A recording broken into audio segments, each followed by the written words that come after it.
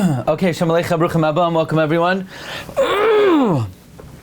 Good to see everyone. We have good stuff this morning, Siyata D'Shmaya. First, we're going to begin with Davar Yafeh, connecting the Parsha to the Zman Hashana.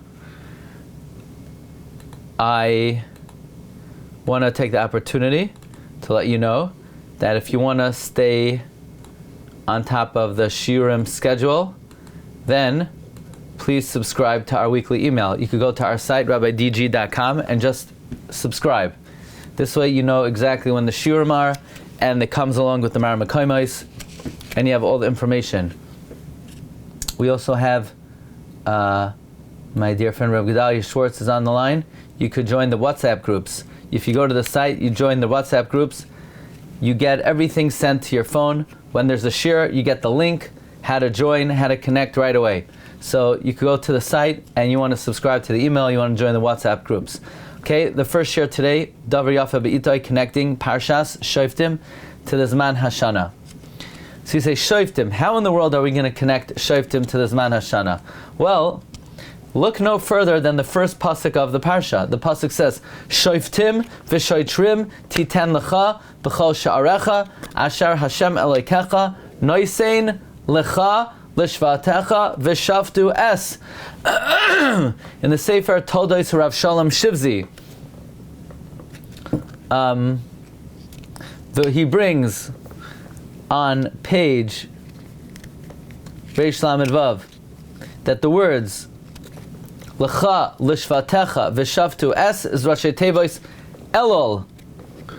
Can you imagine? In the first parsha, in the first pasuk, you already have a remez to Elul. L'cha l'shvatecha v'shavtu es. L'cha l'shvatecha v'shavtu es is Rashi Tevois Elul. So the parsha begins already with the remez to Chodesh Elul. Even in the Sefer Yehuda Yala, from Rabbi Yehuda HaNasi, he adds that it's a remez that in the month of Elul, each Jew should evaluate and weigh and judge their actions before the Yom Hadin Gold of MMH. So look no further than the very first pasuk for a remez to Chodesh Elul. Then you have the Bnei Yissaschar. Bnei Yissaschar writes that we always read Parshas Shoftim in the beginning of Elul, and because Chodesh Elul is the beginning of the Zman of Tshuva, and the main principle is the Baal Tshuva needs to appoint Shoftim and Shoitrim by all of their gates. All of one's senses, by the way, are gates that make them open to serve Hashem. The eyes are gateways. The ears are gateways. The nose is a gateway. The mouth is a gateway. All of these entrance points, you have to have security. Because if you don't have a wall at the border, then migrants are going to come in and they're going to take over your country. You know? So you need to have walls at the border. So too, you need to have walls at your borders. Your borders are, your openings are your eyes, your nose, your mouth. You have to have guards there. You can't just look at everything. You can't just listen to everything. You can't just say everything. There needs to be guards there. And as a way to ensure that you don't slip up, you should appoint police officers. What does it mean, police officers? Don't defund the police. No, you need to refund the police. It means like this. Let's say a person is working on Lashon Hara, and they have a hard time. Every time there's a meal, they start talking, and they end up bad-mouthing someone. So then, this is what you're going to do. You say, at this meal, I'm not going to speak Lashon Hara. Any word of Lashon Hara I speak, I'm going to take a dollar bill, and I'm going to go like this. I'm going to rip it up. Say, why would you do that? You'll give it to tzedakah. Chas v'shalom to give it to tzedakah. It's not going to do anything. The Yetzer Hara says, speak Lashon Hara and then give it to tzedakah. He'll convince you it's a mitzvah to speak Lashon Hara so you could support the tzedakah. No, the way the Balei Musar say is penalize yourself. That if you're working on something, as an incentive not to do it, you'll take $1, and if that's not enough, take $5 and rip it up. Or you want to make sure you don't stray after your eyes. You need to have Shoftim and Shotrim. So the Bnei Yissaschar writes, the reason why we read this parsha in the beginning of Elul is a month of tshuva, and an important aspect of tshuva is to make sure that our gateways, our pesachim, our openings are guarded. They're shoftim, they're judges, it's being accounted for, and they're policemen, they're shotrim. That's what the Bnei Yissaschar writes. There should be shoftim and shotrim that asher ya'anish, that if you look at something wrong or you say something wrong, accept upon yourself. He says to give it to tzedakah, like the Talmidei Ramak say. The Balei Musar say, don't do that, it's not going to work. Rip it up. Okay. Now, here's a really good one. And I'm going to develop it in a separate share soon. But, it's very interesting that the Rashi Tevos, the Shem Havaya associated with the month of Elul, comes from the pasuk Utstaka Tia Lanu Ki. The Seifei Tevos of this pasuk, look where I am, and I'm going to develop this more in another shir soon. Utstaka Tia Lanu Ki. Seifei Tevos are the Yud Kei Vav Kei that is associated with the month of Elul. Therefore, since Elul is alluded to in the pasuk that speaks about tzedakah, tzedakah is very important during the month of Elul, and as we're going to see, perhaps that is why the Parshas we read in Elul, Re'eh, Shoftim, speak at length about the mitzvah of tzedakah. Now here's an interesting one. We have in this week's Parsha the mitzvah of Arei Miklat. And I think that it's very relevant that we read about the Arei Miklat in the month of Elul. And the reason why it's very relevant that we read about the Arei Miklat in the month of Elul is because Elul is nothing short than an Ir Miklat. Elul is a city of refuge. One of the remazim to Elul, of course, is Va'asher lo tzada v'Hashem ina liyadai v'samti lecha. This is the famous remez of the Arizal. Ina liyadai v'samti lecha.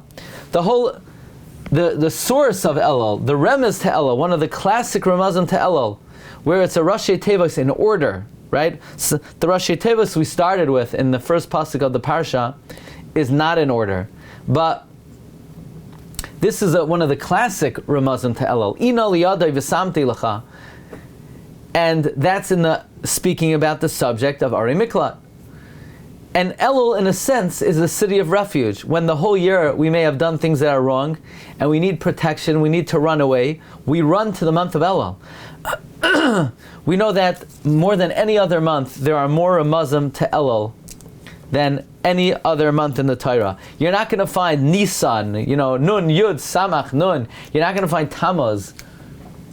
But Elul is the most alluded to month of all the months. Why are there so many remazim to Elul? One of the reasons is, we once said this over from Rav Moshe Shapiro, is that Elul is like an Ir Miklat. And just like the Ir Miklat, it had to have signs wherever you went. The Ir Miklat had to have signs everywhere. So too, there has to be signs for Elul. Wherever you go, there's signs. You could be davening Shachris.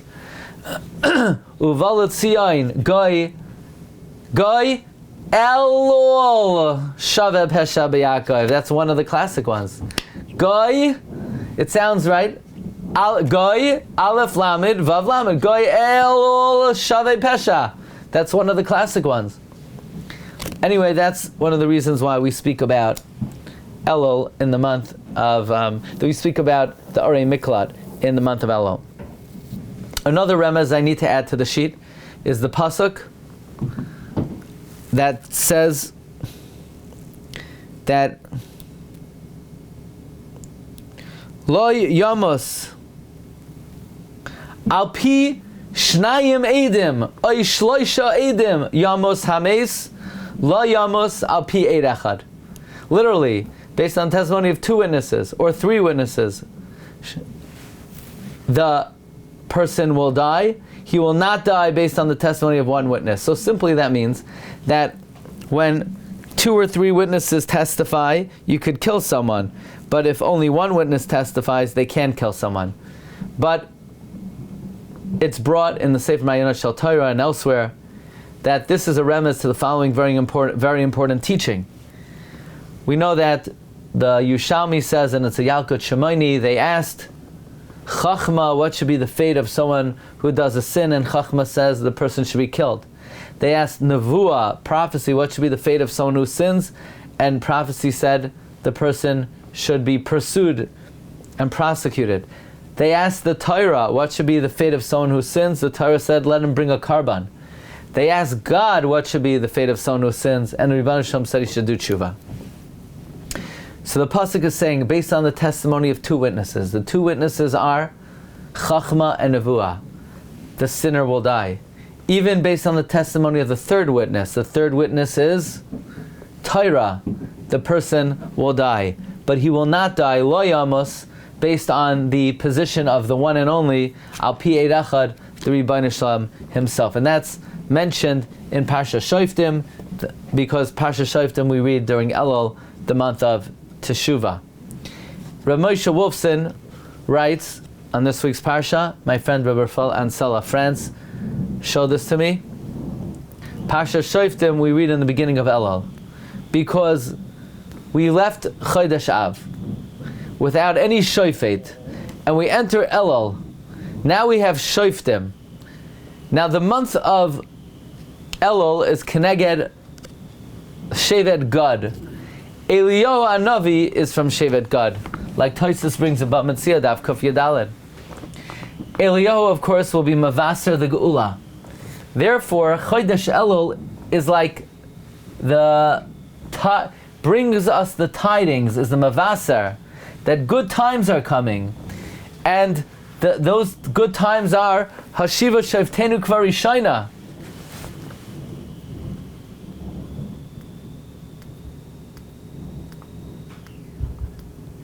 And Tishrei is Keneged Yushalayim. In any event, Chodesh Elul is like the Besura that the good month of Tishrei is coming. In Parshas Shoftim we say the following Haftarah. Manavu al harim raglei mevaser mashmiah shalom mevaser toiv. Mevaser toiv is Eliyahu Hanavi, who comes from Shevet Gad, which is mechuvan keneged Elul. So what we read in this week's Haftarah about the Besura of Eliyahu is appropriate for Chodesh Elul, because Chodesh Elul is the month of Shevet Gad, and Shevet Gad is the Shevet of Eliyahu Hanavi. Okay, so this is our first offering for today.